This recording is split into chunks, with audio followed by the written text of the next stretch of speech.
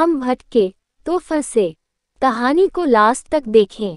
कुछ दिनों से दादी बहुत खुश थी।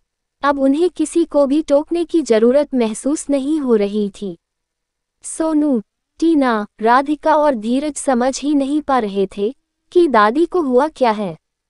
सुबह सुबह नहाकर शांति से बरामदे में आराम से कुर्सी के हिलोरे लेती, तुलसी की माला फेरती रहती हैं और एक बार भी उनका ऊंचा स्वर सुनाई नहीं देता।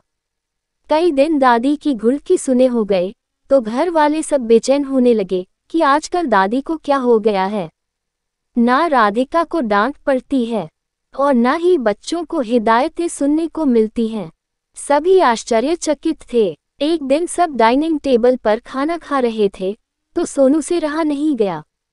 12 साल के सोनू ने आखिरकार दादी से बड़े ही भोलेपन से पूछ ही लिया, दादी आपकी तबीयत तो ठीक है ना?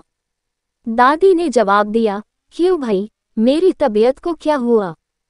मैं तो भली चंगी हूँ, ऐसे क्यों पूछ रहा है? सोनू ने कहा, नहीं दादी, आजकल आप किसी को डांटती नहीं हो, नाराज नहीं होती हो, ना ही मम्मी पापा से हमारी शिकायत करती हो। सब सोनू के प्रश्नों को ध्यान से सुन रहे थे।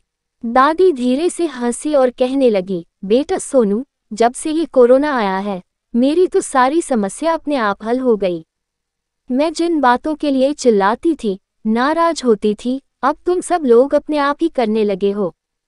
राधिका और धीरज बोले, वो कैसे माँ?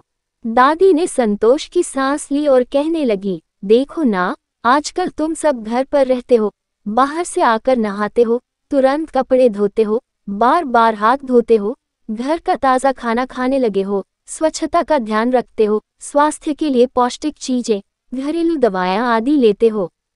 अब तुम लोग ही बताओ, मैं भी तो इन बातों के लिए ही सबको डांटती थी ना। अब तुम सब अपने आप ही कर रहे हो तो मैं क्या बोलूं?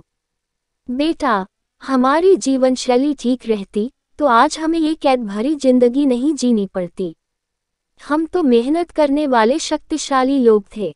दादी की बात सबने बड़े गौर से सुनी।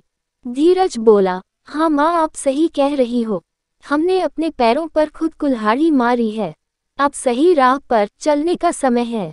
ऐसी और वीडियो पाने के लिए सब्सक्राइब करें बाल मंथन हिंदी चैनल को। धन्यवाद।